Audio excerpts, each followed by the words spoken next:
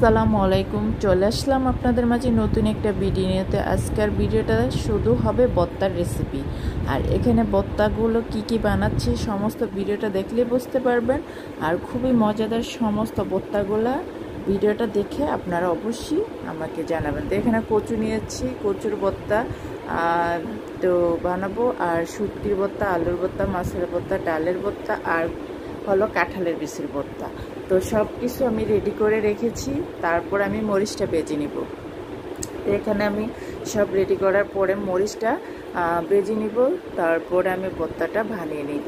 তো এখানে মরিচ আমি ভেজে নিচ্ছি। তো মরিচগুলো ভাজা হয়ে গেলে তারপর আমি এক এক করে সমস্ত ভর্তাগুলো বানিয়ে নেব। তো এখানে আমি ভর্তা বানানোর সময় আমার ভিডিওটা করা হয়নি, কেন যে আমার ক্যামেরা ধরার কেউ ছিল না, তাই আমি বানানোর পরে দেখাচ্ছি। তো এখানে আমার কচু এবং ভর্তাটা আগে তৈরি করব। তো এক এক করে সমস্ত ভর্তাগুলো আগে বানাবো।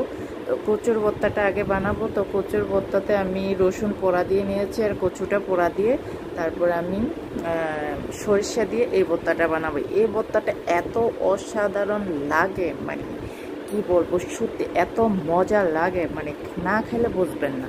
পোড়া দিয়ে কচুটা ভর্তা বানাবেন, এত মজা, মানে মনে হবে যে এই ভর্তাটা দিয়ে সব ভাত খেয়ে ফেলি।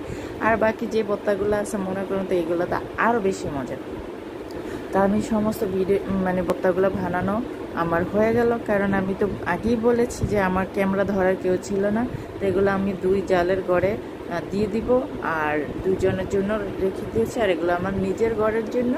তো এগুলা দিয়ে আমি ভাত খাইছি রে ভাই। সমস্ত ভর্তাগুলো এত মজা হয়েছে, মানে কি বলবো। এখানে কাঁঠালের বিচির ভর্তা, মাছের ভর্তা, আলুর ভর্তা, ডালের ভর্তা, তারপর কচুর ভর্তা, শুটকির ভর্তা, মানে এগুলা মানে এক একটার থেকে এক একটা এত মজা হয়েছে। তো আমার ভিডিওটা যদি ভালো লাগে অবশ্যই লাইক, কমেন্ট, শেয়ার, ফলো করে দিবেন। আর ফেসবুকে দিলে সাবস্ক্রাইব করবেন, আর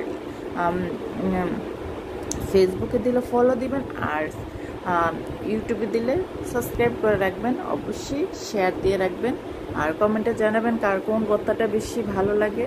তো আপনারা ভালো থাকবেন, সুস্থ থাকবেন। এই মজার খাবার পাওয়ার জন্য অবশ্যই লাইক দিয়ে অবশ্যই রাখবেন, আর চ্যানেলটা সাবস্ক্রাইব করবেন, তাহলে নিত্য নতুন খাবার পেতে পারবেন। তা আপনারা ভালো থাকবেন, সুস্থ থাকবেন।